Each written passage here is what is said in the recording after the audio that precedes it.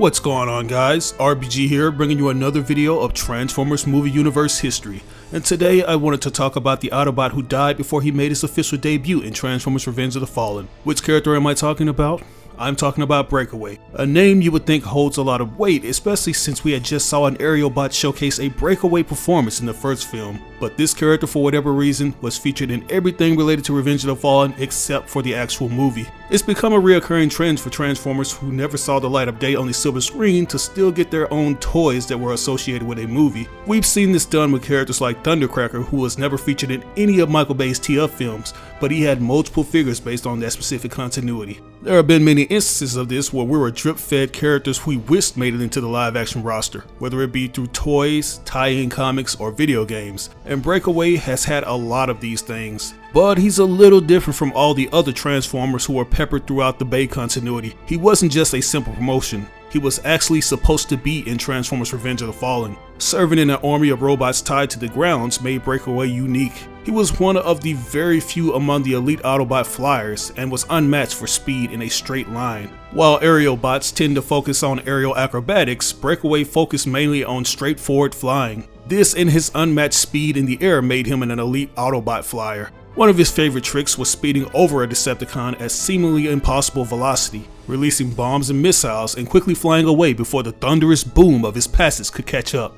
His deluxe class figure is based on the design Ben Proctor had originally created for the movie. He transforms into a fighter jet that resembles a F-35B Lightning II. His head, which makes him look like he's wearing a scuba mask, is inside his chest. However, modification can be made to fix this problem. The head is clearly visible inside the cockpit, which can be opened.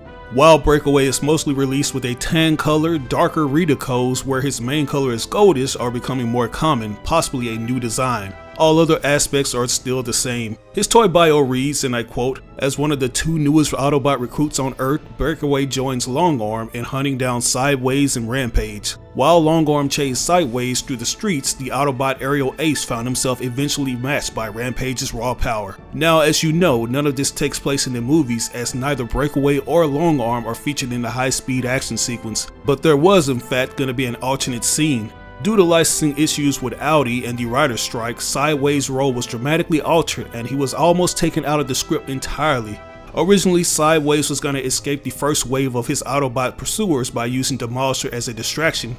After Demolisher's death, Sideways would have been cornered and engaged by Sideswipe in robot mode.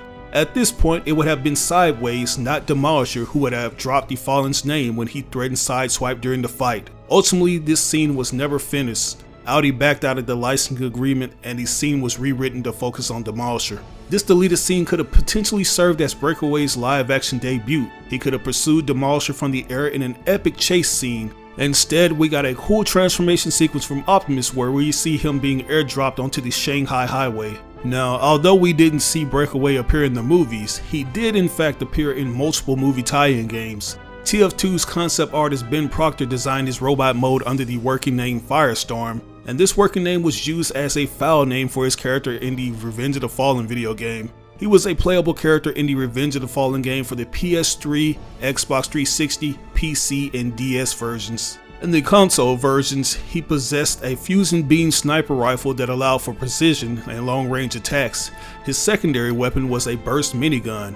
Additionally, he could also use a heat wave which would overheat Decepticon weapons, allowing Breakaway to fight them hand-to-hand. He was always the one to report the results of each mission and was in the communication window more often than any other Autobot. When the Decepticons assembled a force to resurrect Megatron using an Allspark shard, Breakaway, being the only flyer at the time, was the sole Autobot able to assist the besieged United States Navy fleet assigned to guard the area. Following his arrival, he began fixing their anti-craft guns to dispose of the secret forces attacking the ships, fighting Constructicon drones off. Once the guns were repaired, Breakaway rescued several injured soldiers that needed to evac their medical center and the radar station built for the fleet. Despite all this effort, the Constructicons managed to reactivate Megatron, and the Decepticons were once again a serious threat to Earth.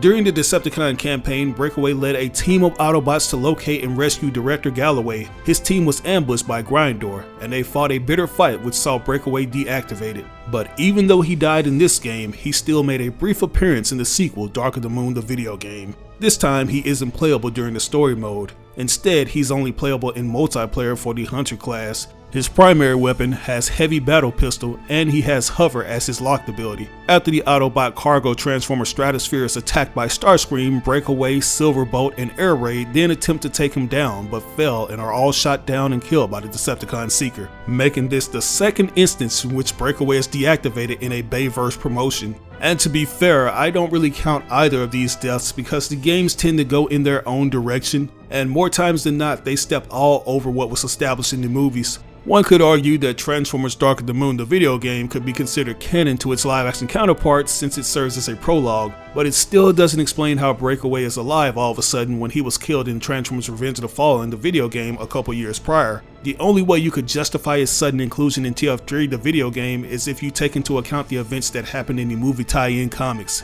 The miniseries titled Transformers Nefarious was created with this in mind. It's written by the longtime Transformers writer Simon Furman and features many toy-based characters who are given more movie-like redesigns by artist Carlos Magno. Set after the event of Revenge of the Fallen, the series details the Autobots making a desperate alliance with Soundwave and Theodore Galloway to investigate the Initiative, an unknown human group with designs of the Transformers.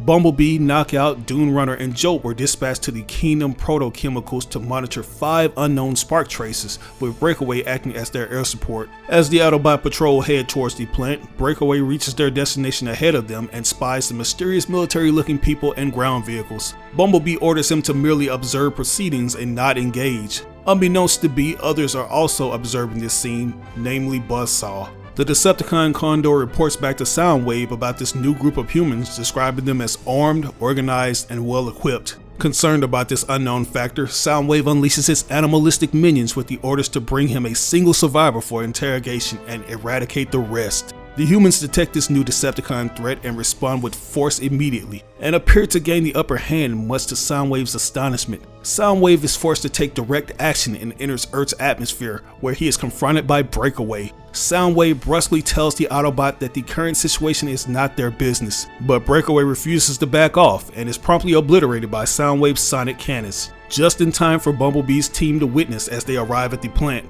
And unfortunately, that was the last time we saw this aerial Autobot. Had he listened to Bumblebee's orders of just simply observing and not engaging, he could have gotten backup from Bee when they caught up. And had he heeded Soundwave's warnings, we would see him during the events of Transformers Dark of the Moon, but he was destroyed with a single shot. What I find ironic about this is the fact that his death goes unavenged since the Autobots allied themselves with Soundwave shortly after he kills Breakaway, making the character feel like an afterthought. And it's unfortunate, because I always felt like the Autobots could use more aerial bots to aid them against characters like Starscream and Megatron. The most we've gotten in that regard is Jetfire, who was deactivated as soon as he defected over to the Autobots, and of course we have jet-powered Optimus Prime.